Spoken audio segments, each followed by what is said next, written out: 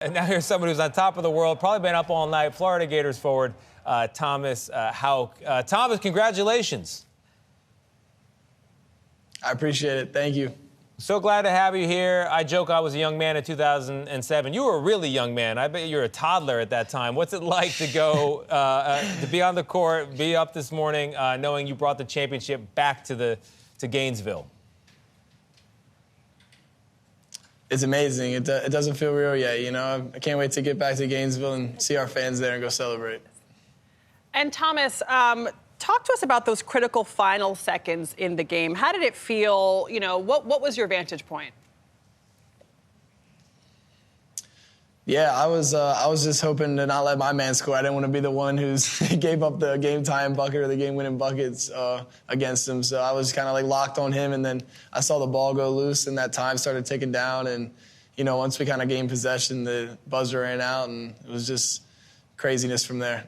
You know, Thomas, I've watched a lot of basketball in my life. Very rarely, if ever, do I see a final shot that ends up not getting taken, right? So the Houston player leaps, he's got a shot lined up and opts to drop the ball. What did you make of that decision? Yeah. I don't know. I thought Walt did a great job of getting a closeout on him, and it kind of limited him to kind of double clutch and thought about a shot, and then did that like thing where I don't even know if it was a travel or not a travel, if he would have touched it. But yeah, I think it was just credit to Walt and him getting on there and closing out really hard at him. It was amazing. So you guys were down at halftime. What was it that your coach said to you that helped you turn it around? He just told us to stay the course and stay focused. You know, we were in that situation a lot this tournament, probably more than we would like to be, but we had experience with that and being down in a deficit. It got down to 12 or whatever when the second half began, and we got into that timeout and just said remain calm, and he does a great job of keeping us level and keeping us running our game plan. You know, Thomas, I know you're a fan of another famous Gator alum, Tim Tebow. He put a congratulations out there on social media last night. What was it like to see that?